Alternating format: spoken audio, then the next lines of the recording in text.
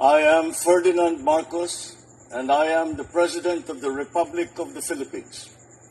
I stand today on behalf of 110 million Filipinos. Panahon na ng pagbabago, dahil sa ito ay kinakailangan tayo na magtulong-tulong, nabaon na rin ang mahal nating bayan.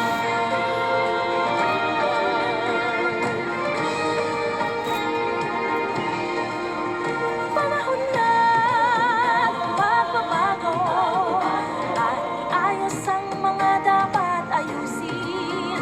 Dapat na maging tungkulin ng bawat mamamayan dito sa atin. Ng pagbabago patungo sa pag-asenso, magsikap ng mabuti nang kuminhawa tayo. Malaki natin sa mundo at ipamalas ang bagong Pilipino at bagong Pilipinas.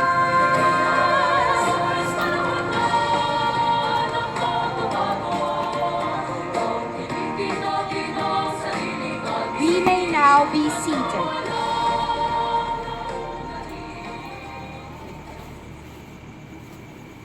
Good morning and welcome to the 20th National Convention of Lawyers with the theme From Milestones to Horizons, Strengthening the Future of the Legal Profession. To begin our program, may we invite the National President of the Integrated Bar of the Philippines, Attorney Antonio Pido, to give his welcome remarks.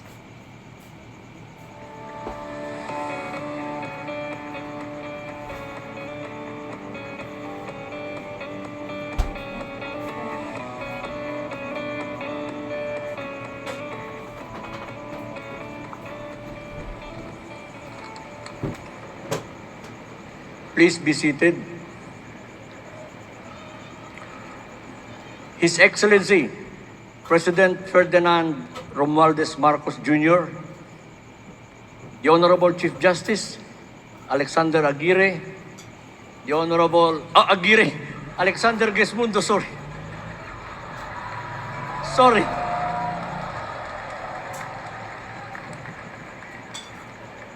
Naging retro tuloy ang pangalan. The Honorable Governor of Cebu, Governor Gwen Garcia, the Honorable Secretary of Tourism, Cristina Garcia Frasco, to all the members of the Cabinet who are with the President, magandang umaga po sa inyong lahat. Our National Convention of Lawyers here today, with about 4,000 lawyers in attendance from all over the country, is indeed our convention is indeed fortunate and significant. Fortunate because we are honored with the presence of no less than His Excellency, the President of the Philippines, Ferdinand Romualdez Marcos Jr.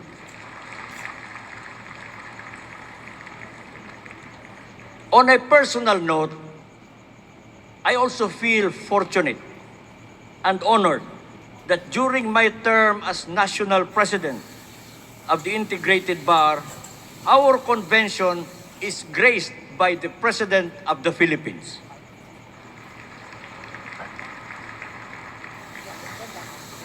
His Excellency's presence here with us has given more significance to our gathering because through his message to be delivered before us, our organization will be given guidance in terms of direction, advocacies, and priorities.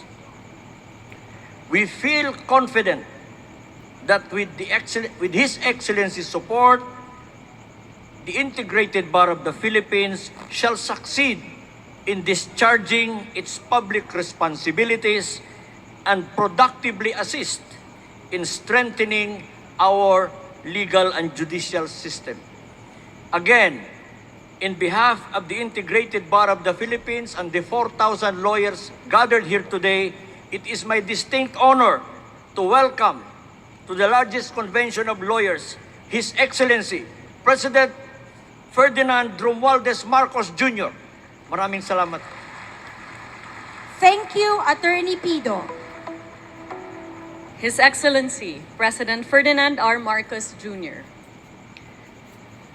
Chief Justice Alexander Hesmundo, and all the justices of the Supreme Court, Governor Gwen Garcia of the province of Cebu, IBP National President Attorney Antonio Pido, and other officials and distinguished members of the Integrated Bar of the Philippines. I am honored to welcome you all to the 20th National Convention of Lawyers, organized by the IBP. I'm especially grateful that this year's event is being held in my home province and city of Cebu, where history, heritage, and hospitality are woven into the fabric of our culture, making every visit here a truly memorable and unique experience. Daghang salamat, IBP, ug malipayong pag-abot sa Cebu. The presence of our beloved President Ferdinand R. Marcos Jr. here today speaks volumes about the vital importance of the legal profession in the pursuit of peace and prosperity for our nation. His leadership, underscored by a deep commitment to social justice and equitable development, reinforces the crucial role that lawyers play in the shared aspiration that binds us together to live in a truly just and equitable society. Thank you, Mr. President, for honoring the over 4,000 strong lawyers from Luzon, Visayas, and Mindanao who are here today. Your presence, along with the distinguished justices of the Supreme Court, led by Chief Justice Alexander Hesmundo, our local government unit, led by Governor Gwen Garcia, fills us all with hope and assurance, knowing that you have placed the legal profession at the heart of your administration's efforts to build a stronger and more resilient Philippines. As we reflect on the immense contributions of lawyers, we must also recognize how indispensable they are to one of the most vital sectors of our economy, tourism. Lawyers ensure that the rights of communities are protected, laws are respected, and the beauty of our destinations is sustained, not only through legal advocacy, but through your unwavering commitment to the welfare of our stakeholders. In a significant step towards empowering our tourism frontliners, the Department of Tourism and the IBP have signed a memorandum of agreement to provide free legal aid to those who serve our nation's tourism industry. This initiative ensures that the men and women at the front lines of the tourism sector have the support that they need to continue to provide a welcoming and thriving tourism sector to visitors from around the world. To further amplify this effort, the DOT and IBP will soon launch a privilege card for IBP members, which encourages domestic tourism, provides incentives for IBP members to stay and dine in DOT-accredited establishments, and invites our fellow Filipinos to experience the unparalleled beauty and diversity of our country. The partnership between the Department of Tourism and the IBP exemplifies the unifying power of tourism and the value of collaboration and shared responsibility in nurturing a sustainable and inclusive future for our nation. Daghang salamat sa inyong pagtambayayong aron nga mas mulambo pa ang turismo sa Pilipinas. And now, it is my distinct honor to introduce the President of the Republic of the Philippines, His Excellency Ferdinand R. Marcos Jr.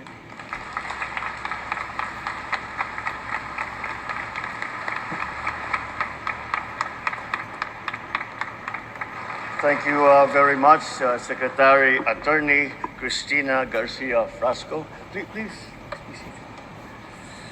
The Chief Justice Alex Gismundo, and the Honorable Justices of the Supreme Court, Cebu Provincial Governor Gwen Garcia, officials and members of the Integrated Bar of the Philippines led by our National President, Attorney Antonio Pido, fellow workers in government, distinguished guests, ladies and gentlemen, good afternoon. It is an honor and a pleasure, and with a little trepidation, that I stand before you today, because you are our agents of justice, who, whether by choice and necessity, have dared to be able to go through voluminous tomes, read through 100-page contracts without falling asleep. And that alone deserves already applause.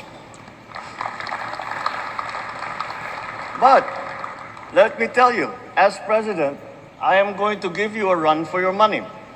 Just last month, I had to read 4,057 pages of the General Appropriations Act for 2025. Oh, grabe. Because I reviewed it, analyzed it, and yes, in parts, vetoed it.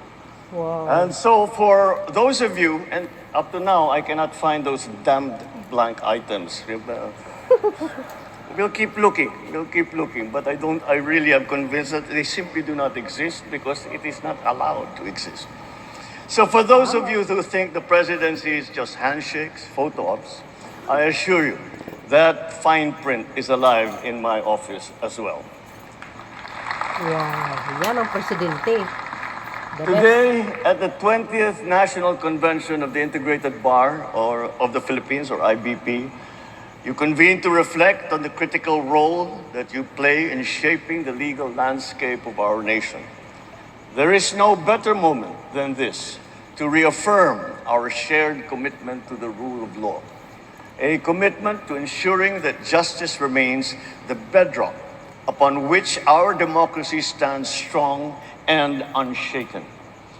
This year's theme, From Milestones to Horizons, Strengthening the Future of the Legal Profession, is both a rallying call and a profound challenge.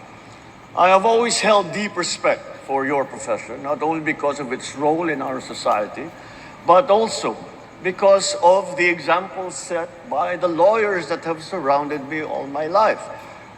To begin with my father, all of those who assisted him as during his time in government, and to the point that I married a lawyer, my wife, Lisa. I have seen through her how lawyers devote yourself to mentoring aspiring lawyers, also championing free legal clinics, providing assistance to the underserved. These actions remind us that beyond the intellect and skill required by law, it is compassion and service that truly defines the essence of this noble profession. I also learned a valuable lesson very early on, one that I carry with me to this day. Never argue with your wife, especially if she is a lawyer. True. It is not a debate you will ever win, because for a layman, we sit there and you begin to feel the application of trial technique, something which we are not too accustomed with. So what starts as a simple yes-no question eventually transforms into, it depends. And before you know it, you are knee-deep in case law, precedent, and a cross-examination that you did not sign up for. But on a more serious note, she has shown me the incredible depth and nuance of the law and the minds that practice it. In this era of technological advancement, economic transformation, and global interdependence, you stand at the forefront of an unprecedentedly dynamic and therefore challenging landscape. The emergence of issues such as cybercrime, data privacy, and the ethical use of artificial intelligence presents not only technical dilemmas, but moral ones as well. And therefore, they demand our continued commitment to protect human dignity in an increasingly digital world. The recent adoption of the Code of Professional Responsibility and Accountability is a significant step forward, a declaration that the highest ethical standards must guide every member of the legal community. The task before us now is to ensure that this code becomes the very foundation of how our lawyers live and practice.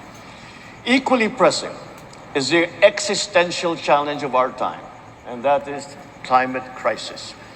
This is no longer an abstract threat that is spoken about at the high levels of science. It is a reality that jeopardizes the very survival of future generations. Your field plays a vital role in this endeavor, crafting and upholding stronger environmental policies that protect our shared home, developing the concept of environmental justice. By doing so, you safeguard the rights of today and preserve the dreams and dignity of those that will follow us. Strengthening the legal profession, however, demands more than responding to crises. It also requires reinforcing your field's very foundations, education, continuous learning. The next generation of lawyers must be prepared to meet the challenges of this ever-changing world. And so the 3,962 new lawyers, welcome to the front lines of justice. Your journey begins now. Wow. Galing niya talaga. And that journey, with it, a tremendous opportunity is granted you to shape a society that is fairer, more equitable, more inclusive. As the legal profession evolves, so too must our learning institutions. Law schools must continually adapt to the demands of the times by refining their curricula, integrating emerging fields, and ensuring a seamless blend of legal theory and real-world application. Wow. The revised model curriculum of the Basic Law program already sets the stage by incorporating human rights law and international law at its core. And yet our challenge is to ensure that these principles are not confined in the pages of textbooks or the halls of courtrooms, but are lived and breathed, always guided by the Constitution and the values that it upholds. As members of the legal community, you are in the most fitting position to safeguard that Constitution, that living document that embodies our collective aspiration and that binds us together as a people. A decade ago, the Philippine Constitution Association awarded me the title of the Great Protector of the Constitution.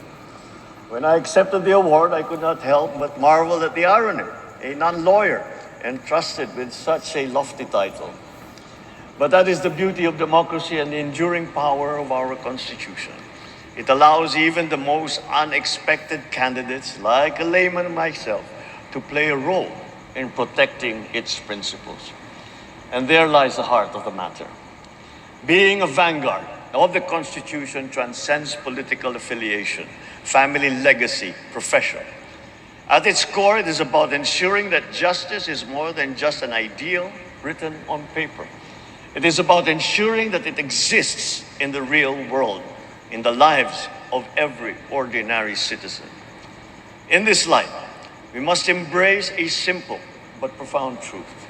The law must serve all Filipinos, not just a privileged few. Justice must find its way to the margins where it is most needed, reaching the underserved, the unseen, the unheard.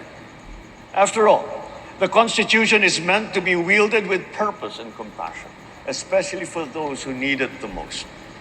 Initiatives such as the Unified Legal Aid Service rules, which require lawyers to render at least 60 hours of pro bono legal aid every 3 years for indigent Filipinos, is very commendable.